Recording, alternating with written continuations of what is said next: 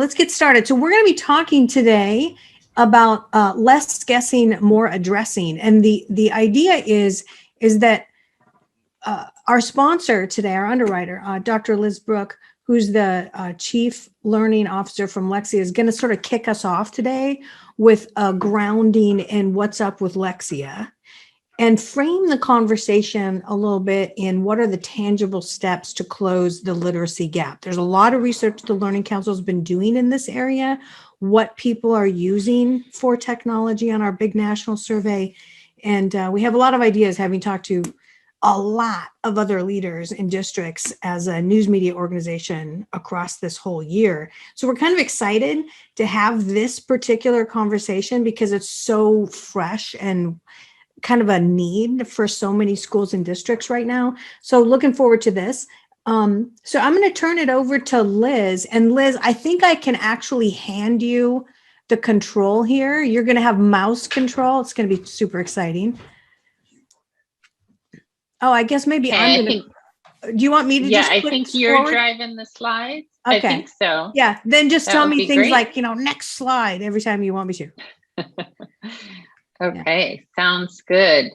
And yes, thanks so much for having us. I am Liz Brooke, the Chief Learning Officer at Lexia. I've been with the company for 11 years, and I'm excited today to be joined by two fellow panelists, Dr. Staci Bain and Miss Alesia Smith. And so on the next slide, I believe we'll have an opportunity to hear and have them introduce themselves. So Staci, can I start with you? Thank you so much, Dr. Brooke. My name is Dr. Staci Bain. I'm currently the Assistant Executive Director for Learning and Teaching in the Wenatchee School District. I supervise elementary schools. We have 10 of them, and I'm responsible for curriculum, instruction, and assessment. It's so nice to be with you today. Thank you for this honor. Great, thanks so much. And Miss Smith. Hello, everyone. I'm Alesia Smith. I'm the Deputy Superintendent of Pulaski County Special School District. I supervise all the schools, so all 25 schools, learning services. I do curriculum, assessment. I work with the instructional coaches at all the schools. And I am also excited to be here. Great, thanks so much. Well, as we go to the next slide, there really are, I'm guessing, as you're all thinking about your learners coming back to school, whether that's in a hybrid still or whether you're transitioning in the fall, there's really three questions that most of you, I'm guessing, are trying to answer either this spring to prepare for the fall or thinking about how you could answer these in the fall. So throughout the presentation, I'm going to share how Lexia addresses or answers these questions, and then I'm going to turn it over and ask my fellow panelists to talk about how they have been addressing these questions in their schools and in their district. But as we go through, one other piece that I always want us to be thinking about when it comes to assessment, there's so much testing out there. So how do we think about the impact of assessment and how do we reduce redundancy? And it's by this one small tip or trick.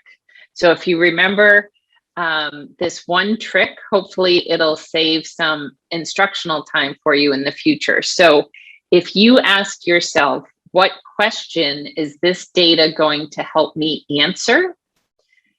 If you don't know the answer to that, you really shouldn't give the test, right? Because you might already have the answer you need. So you could spend that time on instruction, or it might not give you the answer you're looking for. And so you've given a test and you're no better off than before. So again, always ask yourself, don't worry about what type it is.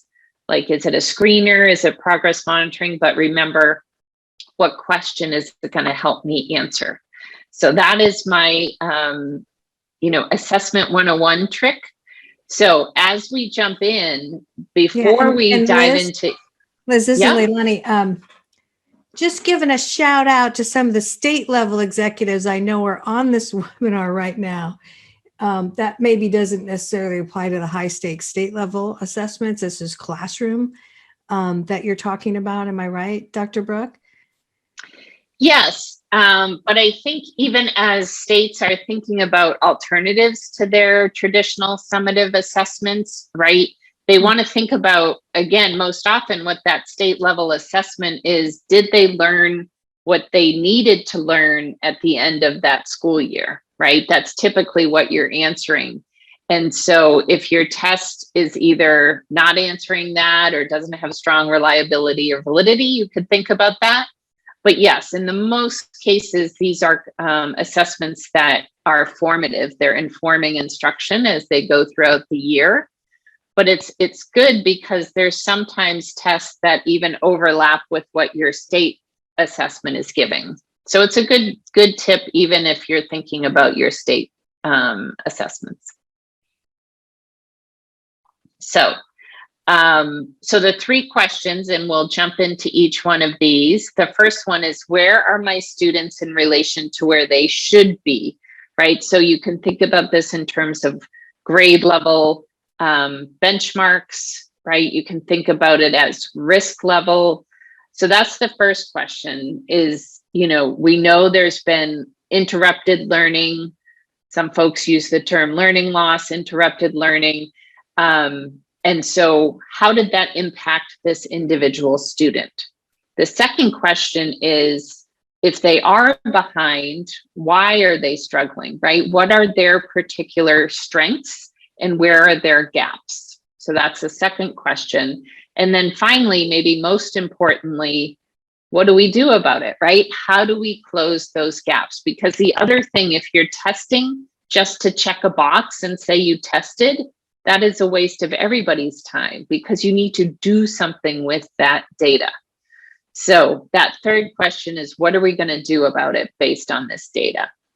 So if you go to this next slide, we're going to see some considerations that you really need to think about differently than you did pre-COVID, right? Because now you never know if you're going to be fully remote or hybrid, right? So you want to also be thinking about, can your assessments be administered remotely, right? That was a big challenge with those state assessments that you mentioned, LeiLani, right?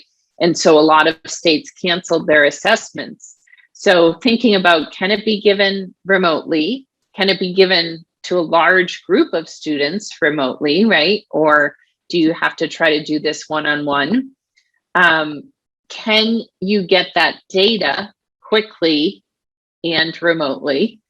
And then thinking about those questions that you're trying to answer, again, thinking about the risk level, or did they make growth? Also, what are those skill gaps, right? So when we think about, on the next slide, assessment without testing, it's like ice cream without calories. It's a patented approach we use at Lexia, and it is what it sounds like. It's giving that norm referenced high quality assessment data without stopping your instruction time to test. It can be done remotely. It's done in the background as the students are working on skills.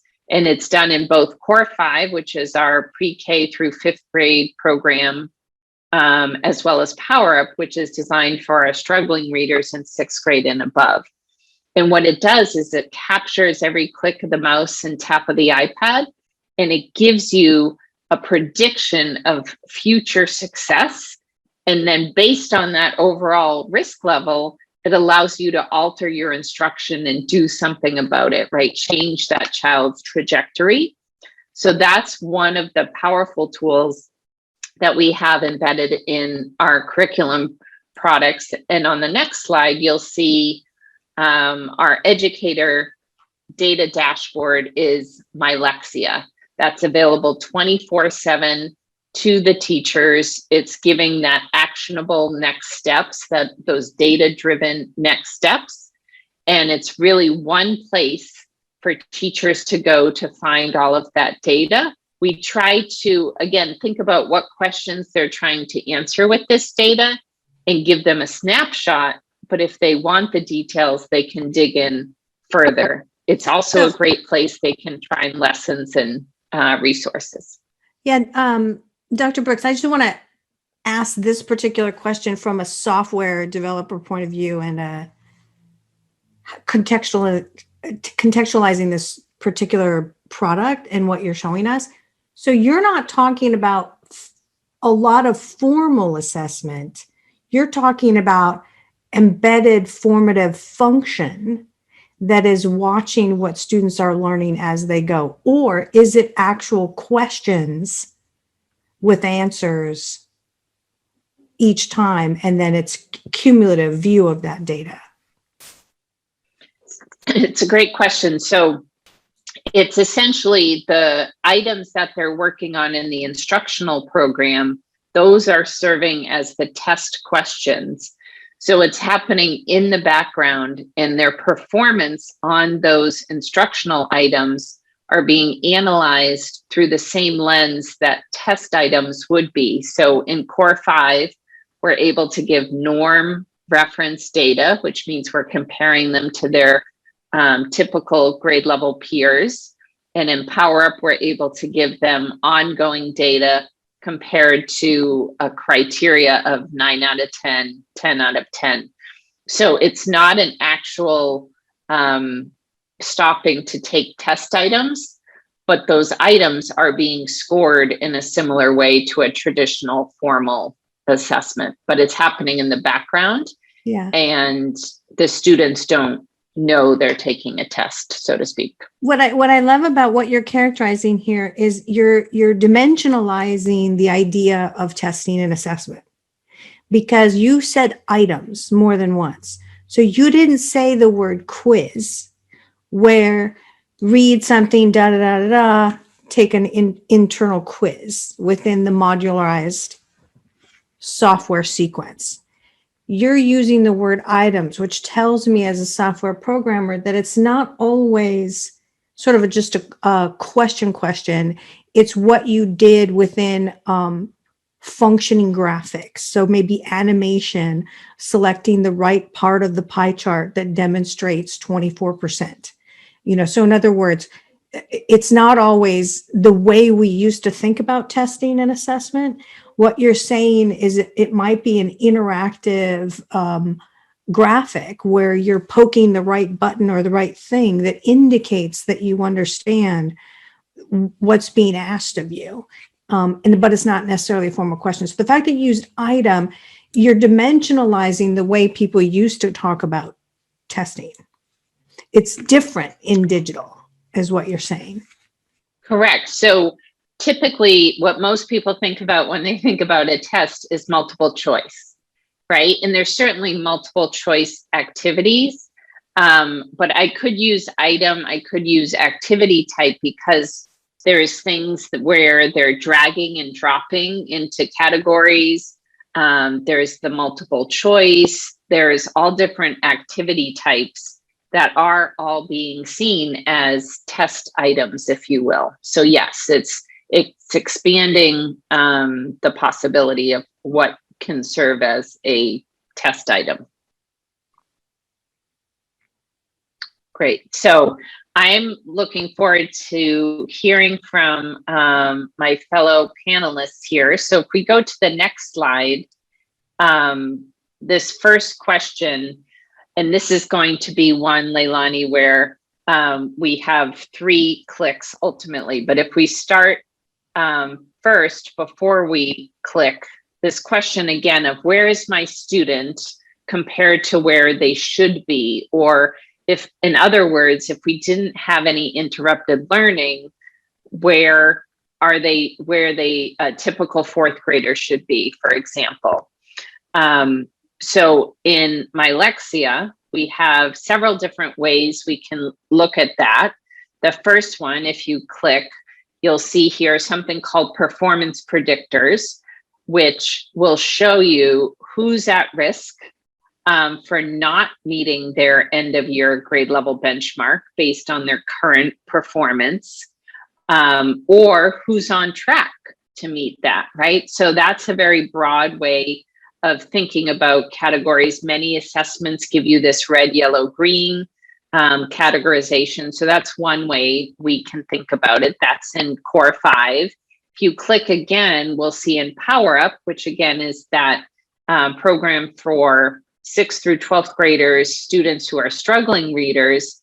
What a principal or a district superintendent can see is, how are my students doing in relation to word study skills, grammar skills, and comprehension? So are my 6th through 12th graders really working on those foundational skills that they missed? So down in that K-2 range, are they working on 3rd through 5th grade level skills, or 6th and above?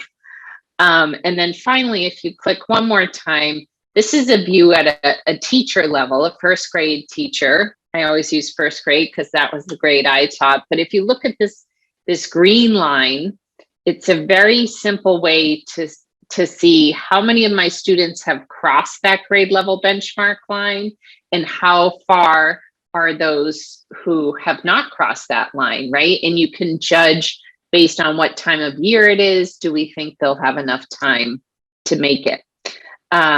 So before we go to the next slide, I'd like to stop here. And I don't know, LeiLani, if you want to take over and work with Dr. Bain and Ms. Smith, or if we want to just continue that conversation. But before we jump to the second question, let's have them share their experiences. Yeah, so Alesia, I want you to go first, because just looking at what's being shown here with the sort of, line of scrimmage green in the middle, there's a lot that this modern software can present to you, but it starts first with the mental position of your district.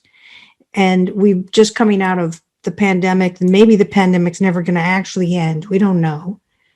So it sort of adjusts your mindset. Can you speak to that sort of frame first from your viewpoint, and then I'll come to you, Dr. Bain. From this question, or the mindset of my district around where our kids are, what we've done during the pandemic? Yeah, start there, and then we'll come back to the detail here in the question. Okay, got you. So for us, our initial thought was all about, what are we going to do for all of our kids, and what is that going to look like, and how do we equip our teachers to get that done?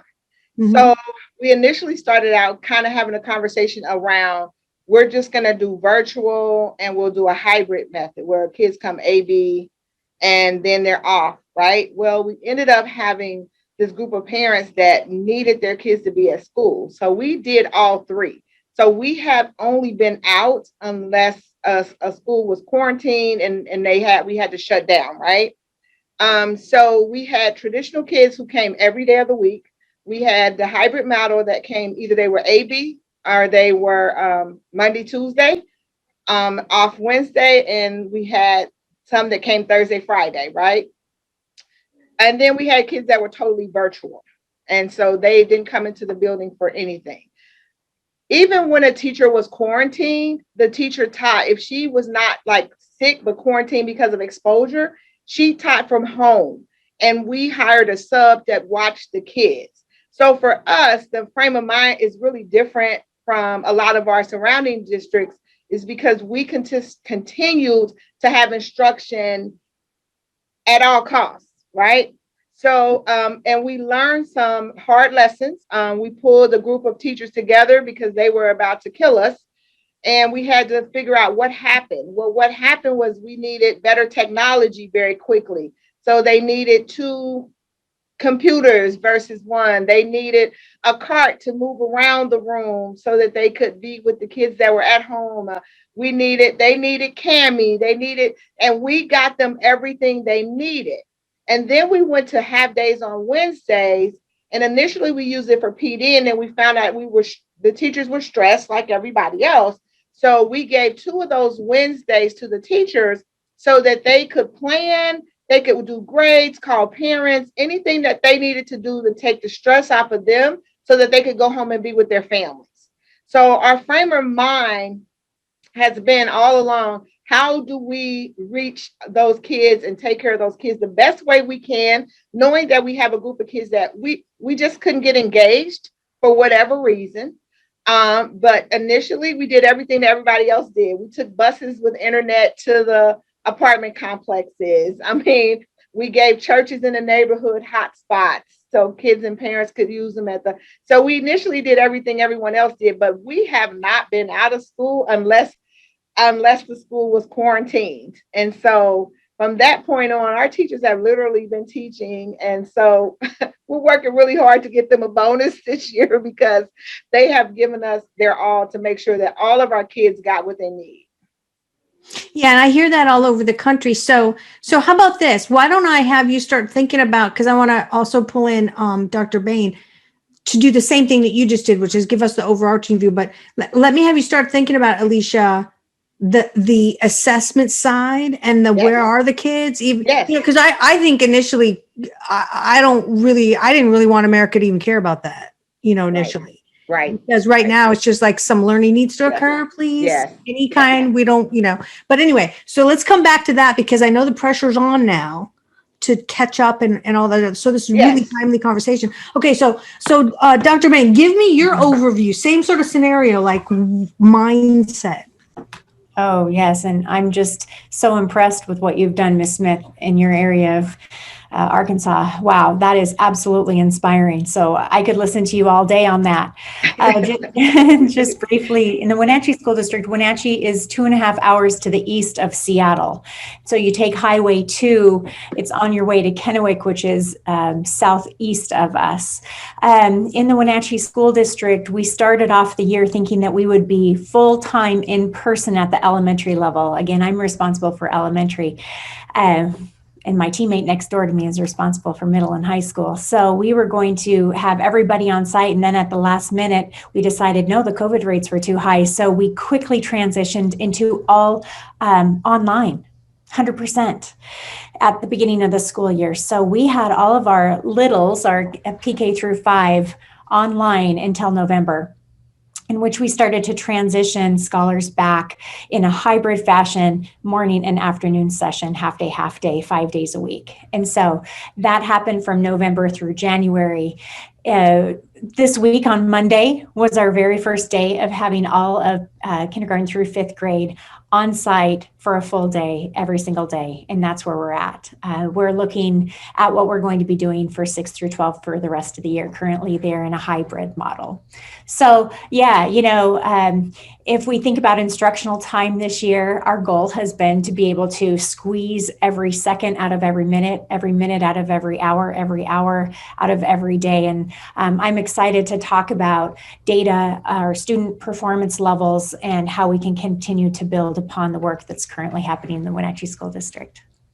Awesome. Well, thank you. Thank you for that. And thank you for being so enthusiastic. That's really needed right now by all the leaders, given all the conditions. Okay, so coming back to you, Alesia.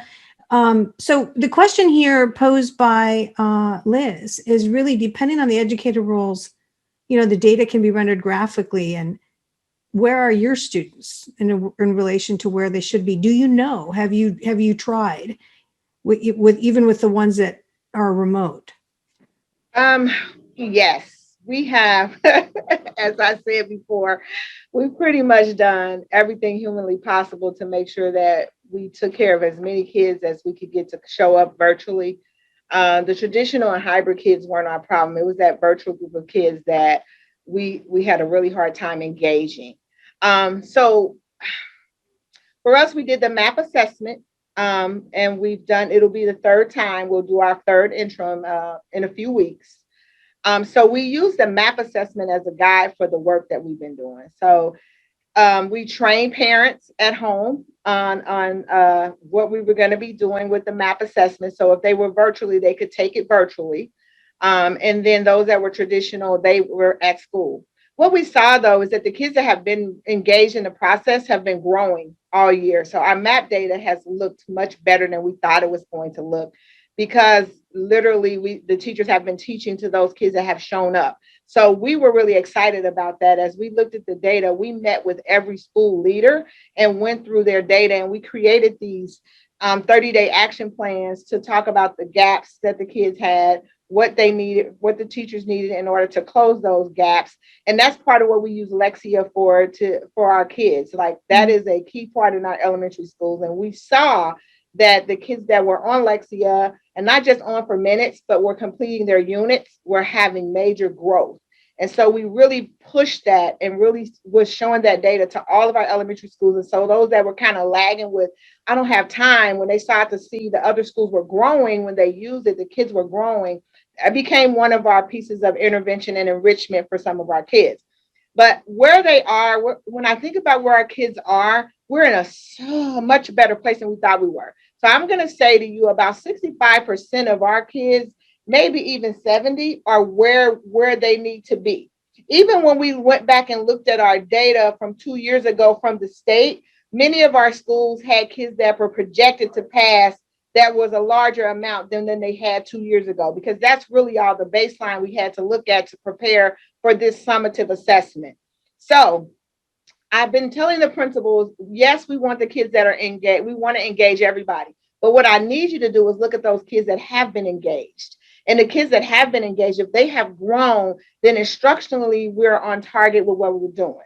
So we have our MAP assessment in our district, and we did also what we call, what you guys would know, our common formative assessments. And we continued with our common formative assessments, even though they may have looked different, because the pacing had to be adjusted based on what teachers could get through based on the number of kids that they were reaching. So sometimes in math, we had to slow down and say, we can't do that CFA because it doesn't make sense, because the kids have not been taught that information. So this CFA for 6th grade is going to look different than it would at these two schools, because their teachers have covered that material. So we kept the CFAs going. And with our common formative assessments, what we've done is we've also created a 2-week time span for teachers to either reteach, practice, or enrich those kids.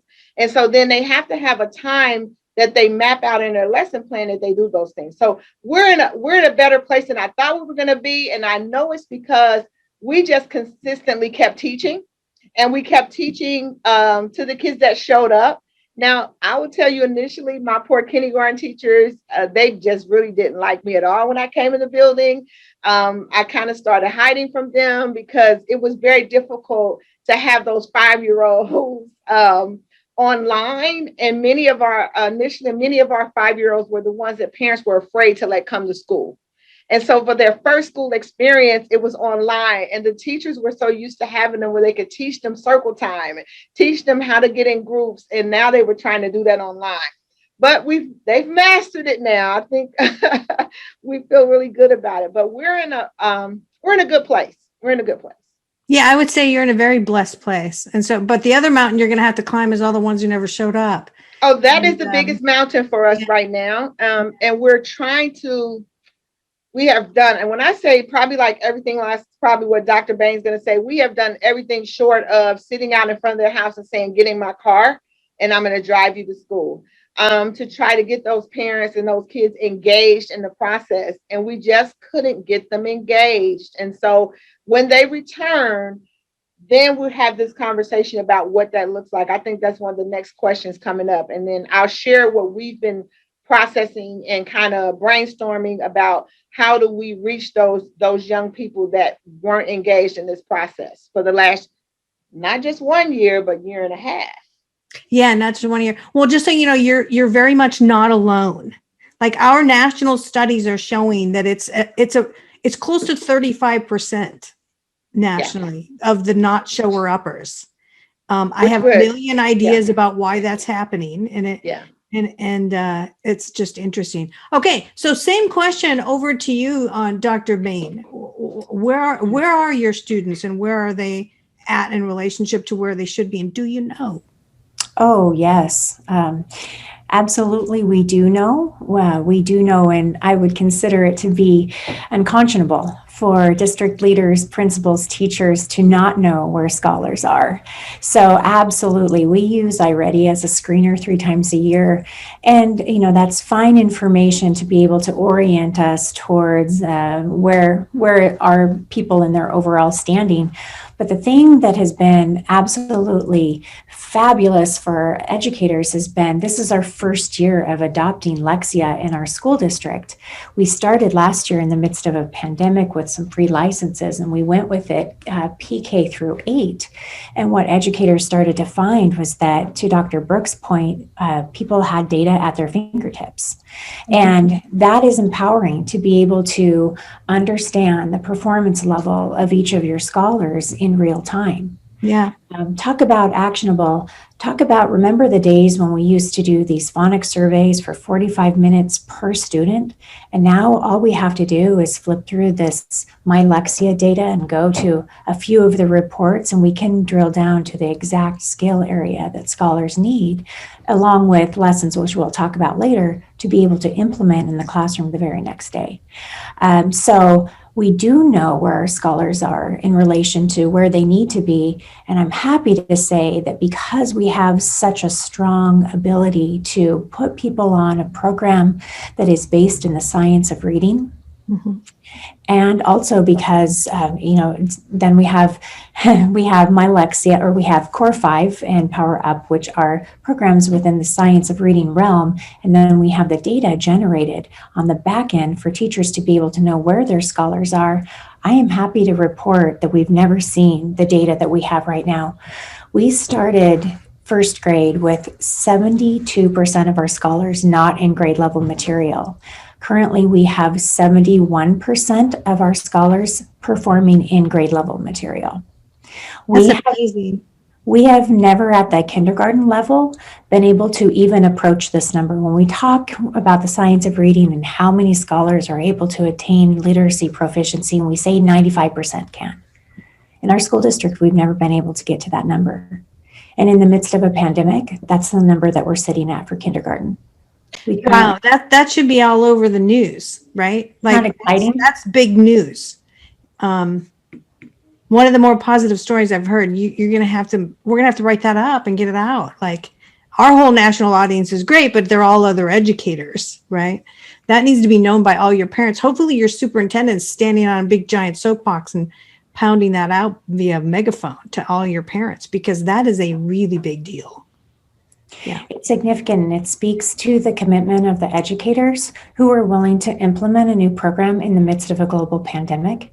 And it speaks to their adult learning behavior, able to shift in the midst of reorienting themselves to, how am I going to teach in a new fashion? So yeah, lots to celebrate there. I would add that there's a rationale as well behind why we're having large percentages of scholars performing in grade level material. And that would be that unless we ensure that core instruction is based upon science of reading practices, unless we have a core routine at each grade level, such as what is mentioned in the letters modules or the letters content, we really need to get there as a country to be able to provide that first and foremost, that foundational core instruction based upon a reading science routine, and then infuse a reading science program on top of that so that we can have that 1-2 punch of the core plus more equates to, in our situation, 95% of our kindergartners reading in grade level material. Yeah, I completely agree with you. I think we're nationally, I'm going to pass it back to you, Dr. Brooke, but I think nationally, we're just now coming off the curve of do anything, figure anything out in an alternate mode, right? Like, the modality completely shifted. A lot of software went in. And in the next 2 years, we're going to see a lot of weaning out, culling of what really works and getting back to the way we used to be with textbooks, right? We're like, hey, this is junk and this is awesome over here, right? But right now, most districts are just sort of jumping in with fixes and learning along the way. And it sounds to me like you learned a really good lesson of something that's really workable and is scientifically based, which is awesome. But not everyone's doing that right now. But it'll all wash out as the nation goes through this metamorphosis. So, Dr. Brooke, I know you have a lot more in there. Alicia, do you want to make a quick comment? Because I saw you just. Oh no, I was just excited about the Dr. Bain Science of Reading. Our state has a big push, which is probably aligned to why we're doing so well with the science of reading. And actually, our teachers have to be certified in it. And our principals have to be assessors in it so that when they go in the classroom, they can see. And we're using that phonics first. Orton Gillingham, oh my God. Just the results that, like you're saying, it's exciting to see kindergartners going and trying to figure out how to sound their words out. And that foundational piece is so critical. So I was excited to hear you say that. That's great. All right, so Dr. Brooke, back to you. Yes, no, and thank you both for sharing those stories. And I do, LeiLani, you mentioned a couple of things, right? Like people went into triage mode in last March and just started to kind of grab at whatever they might be able to get their hands on. And now it is time to make sure that things that are being used going forward, that we don't lose this personalization and go back to more kind of textbooks, but that we do look for things that have proven efficacy and results and outcomes. But what I want to stress, which both of my fellow panelists mentioned, is that it is not the software. It is the teachers, it is the educators. And what we try to do at Lexia is empower those educators through the data that we can capture in the software, but it's also that their instructional time can be more targeted and efficient, right? We know that teachers are trying to juggle a lot in the regular times of pre-COVID. And so as schools and districts start to think about what should they carry forward, the software piece is going to be critical, but how does that lift up the educators and empower them? So we talk about the AI from the software is what's helping to drive the HI, that human intelligence. So with that, we will go to the next slide, which is the second question of, now that we know who is at risk, right, or who might be behind where they should be, we need to know why, right, or what specifically are their skill gaps. And on this slide here, just a couple of examples. I know you're not able to read all of these pictures, but what we show is in the upper left, you see these profiles where you start to see kind of this rate in accuracy compared to their normative peer group. And then what you see in the middle bottom there is down to that specific type of error. So in this case, the student was struggling with contractions, it's, that's, he's, etc. So not only can teachers understand, these students are struggling, but now we start to build that profile of, we know how intense the instruction needs to be based on how far behind, but what does it need to focus on? Because we could have two totally different areas that we're struggling in. So this is going to help. And then what you see in that upper right-hand corner is a student dashboard, because it's so empowering for the students themselves, even the younger kiddos, to get involved in their own learning and see their progression and see their progress, visually.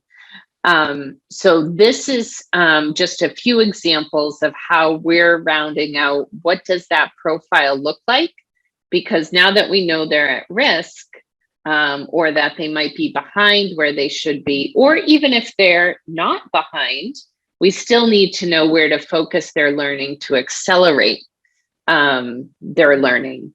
So I will turn it back over to you, but this is an interesting piece of the puzzle is, again, not just if they are at risk, but why are they at risk in that profile of strengths and weaknesses.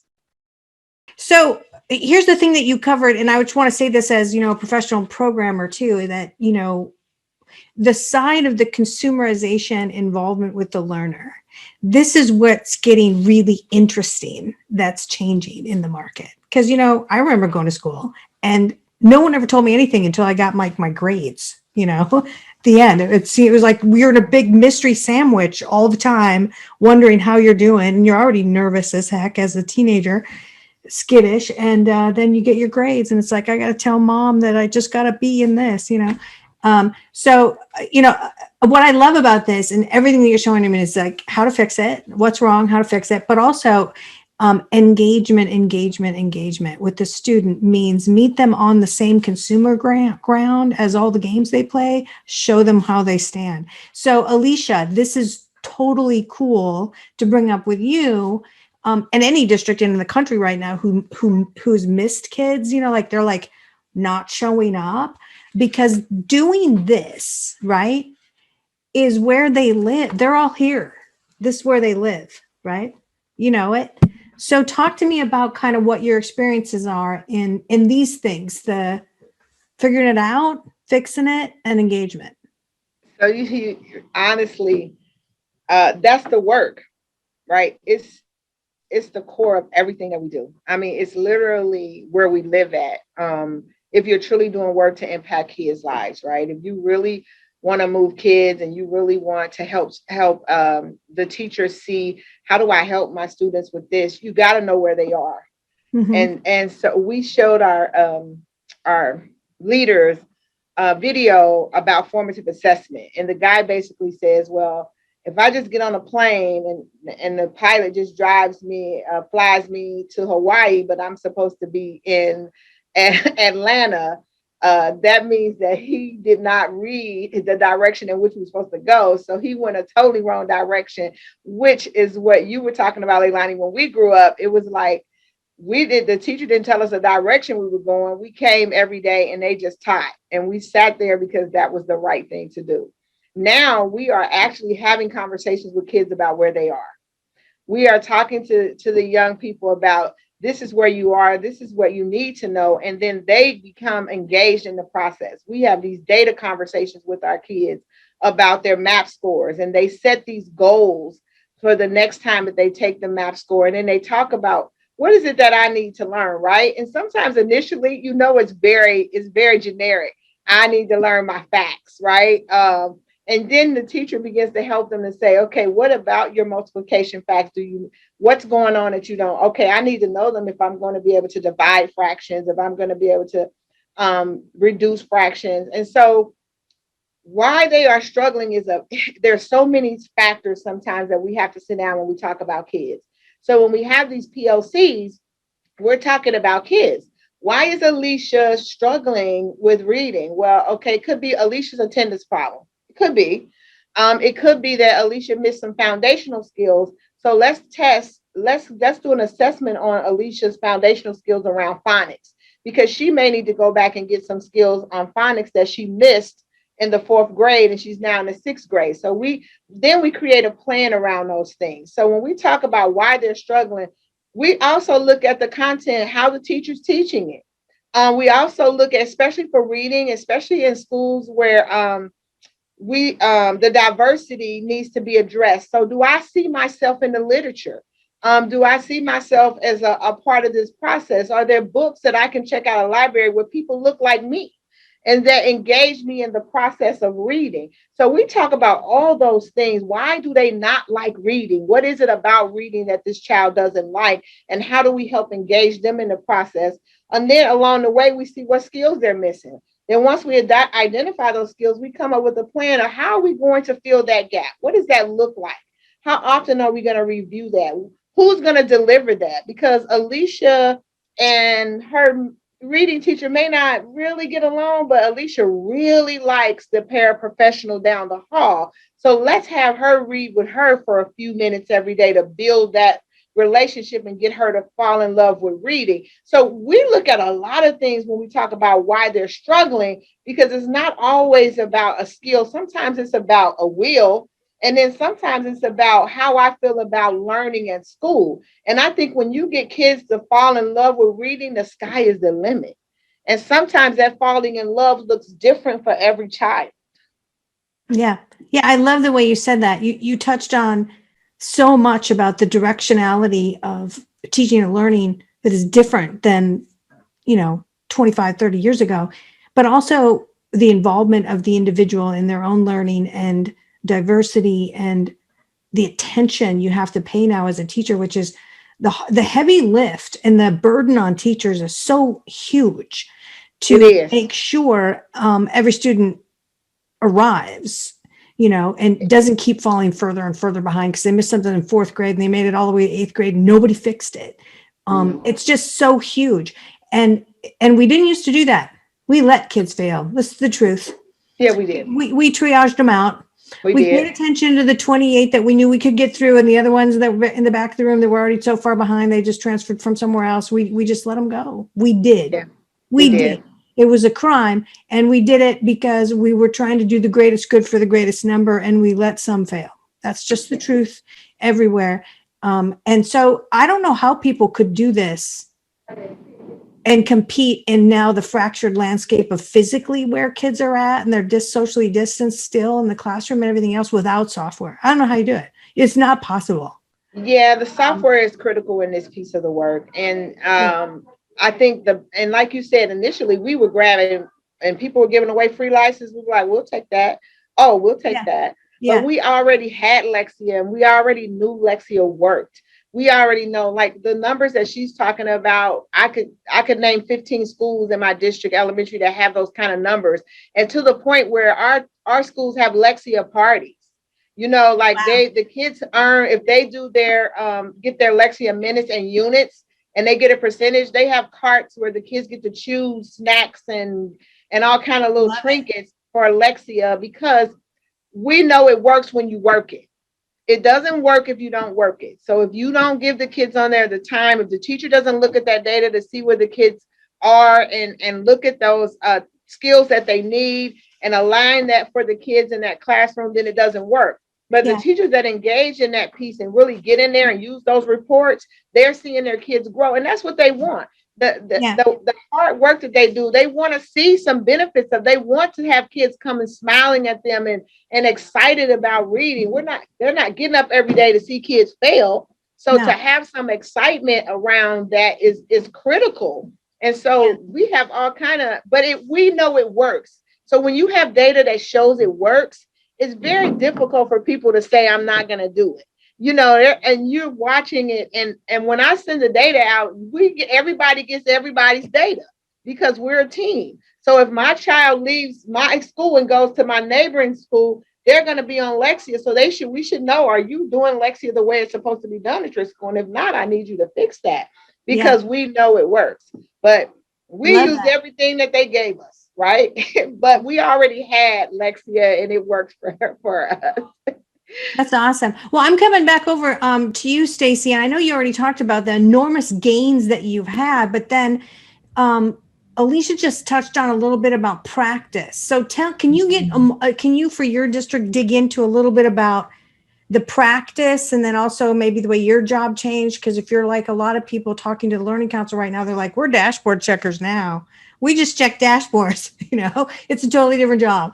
But tell me more about your practice, because you gave us the good stats last time. Yeah, thanks so much.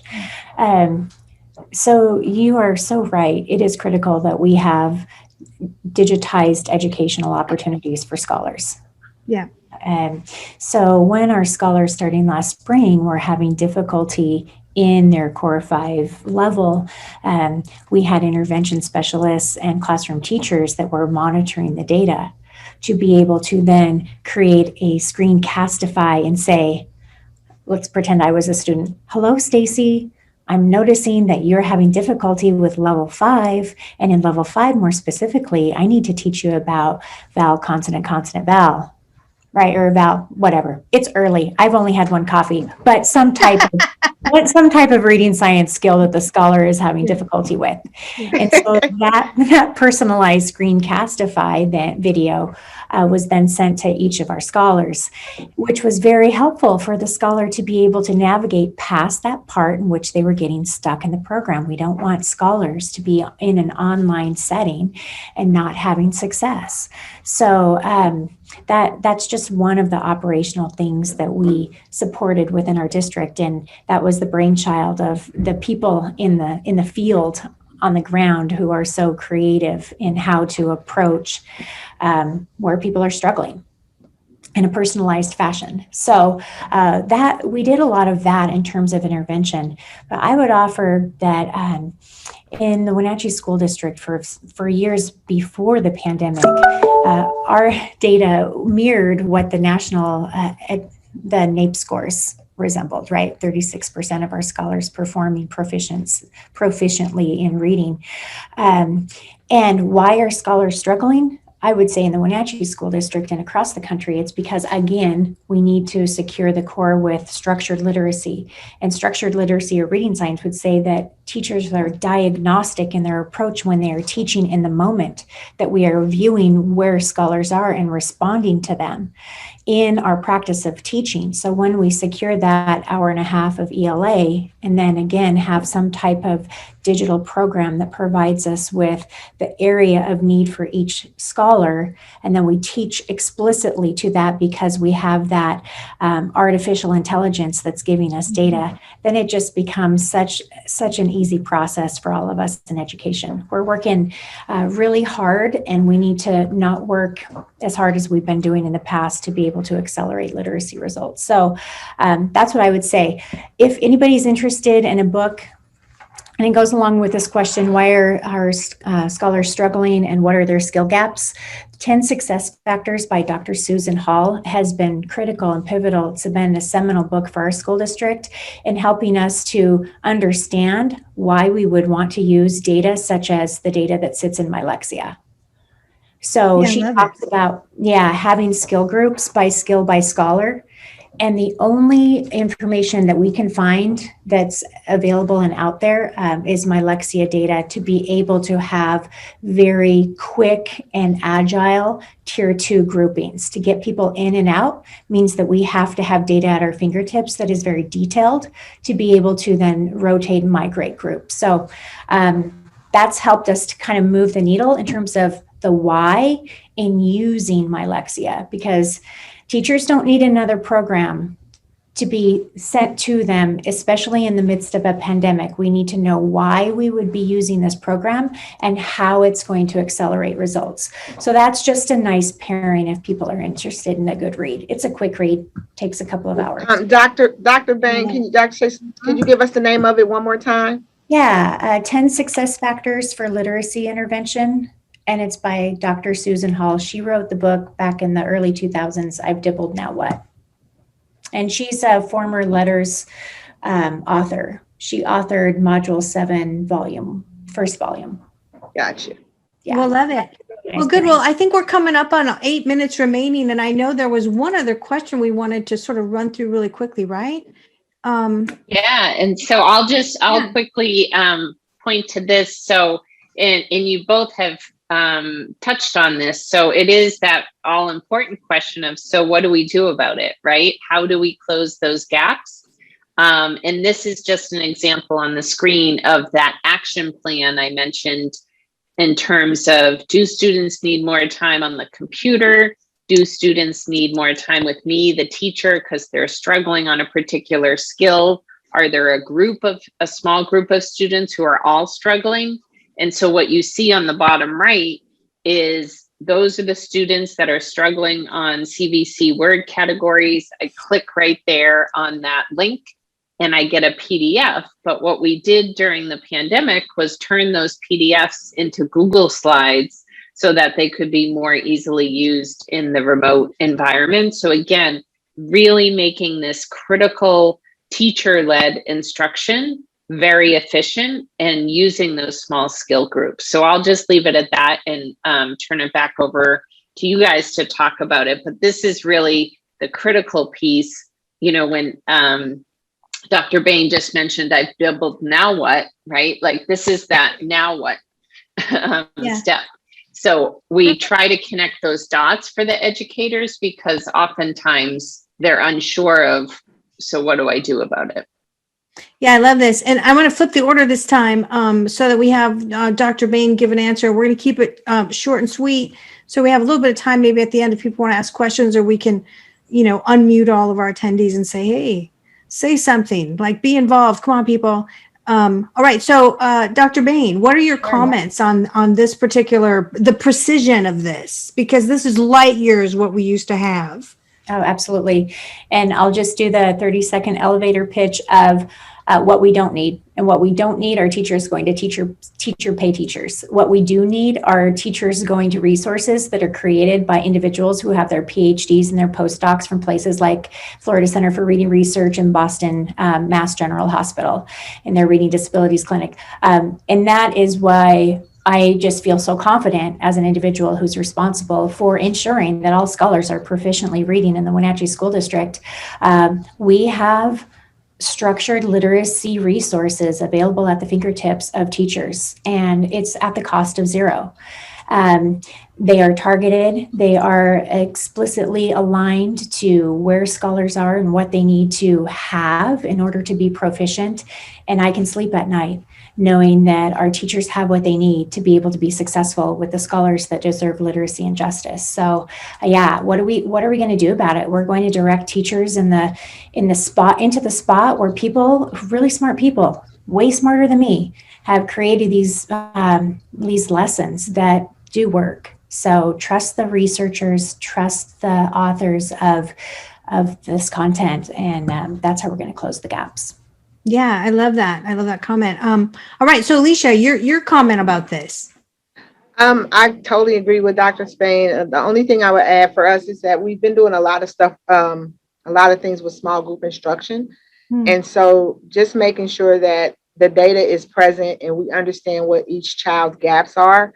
And my biggest piece on all of this is always how we monitor what we do. And so if we're going to close gaps, we got to know that what we're doing is working. And so we just don't say, okay, this is the gap and we're just going to get these materials. And then how are you going to know? How long are you going to do it? And how are you going to monitor it or assess it to see if it's working? And that's what I think. I think it's a systemic plan. It has to be where we do this, we do this, we do this. And then we talk about whether it worked or not. And then we go from there. But I totally agree with her. It has to be targeted. It has to be materials that are good materials, that are rigorous materials, that are going to stretch our young people to move to the next level, and not very basic materials. So working with someone to make sure that they understand what that looks like, I think that's what's going to help us close those gaps. I love it. I love it. And we have some questions coming in. So I'm going to unmute one of those people to ask their question. And then I'm going to come back to you, Dr. Brooke, to do a little bit of a wrap up here on these fabulous, fabulous districts and everything that they've told us already today. But Jillian String, I'm giving you the allowance to talk. So go ahead. Hi, everyone. My question was if Lexia has a home version for students to use if the district isn't using Lexia. So we have one group that sells to individual licenses to parents, and the link you could use is lexiaforhome.com. And I believe someone else is putting that in the chat right now, but there is an option for folks to buy it for home. So lexiaforhome.com. Okay, perfect. Thank you, Jillian. Great, thank you. All right, so Dr. Brooke, moving on to this sort of wrap-up idea, what are your comments? Yeah, so I think, again, I've learned so much from you, Ms. Smith and Dr. Bain. Thank you so much for sharing your stories.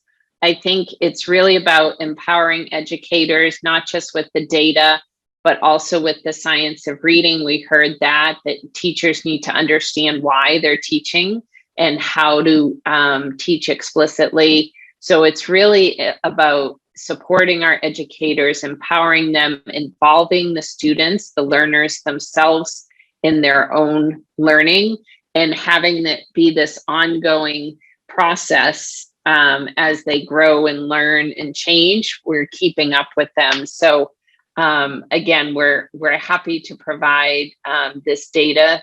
Again, it has to be available to folks no matter where they are, but it's really comes back to the educators, and they're our heroes and they're on the front line. And we're just happy to be able to partner with them and with great educators like we have here today. So thank you so much. Yeah, I want to thank everyone for being with us today. And I really want to congratulate Staci and Alesia for having such fabulous address to everything that's happening. And I also want to comment that we're witnessing in real time digital transforming results, achievement. That's what's actually happening. Being able to actually give the teacher real tools that will make a difference is really what we talked about today. And I want to thank everybody for participating, being part of this. Can't wait to get this out to the rest of the national audience, people who couldn't join us today. So thank you, Dr. Brooke, for underwriting this event and for sharing kind of the detail about what goes on inside software. I love it. As a software programmer myself, I think I get super happy about that kind of stuff. And Dr. Staci Bain, thank you for being with us today. And Alesia, congratulations, such a fabulous district. And thanks for being with us today. All right, everyone. So I'm going to end off for today. See you next time here on the Learning Counsel News Media channel. Thanks.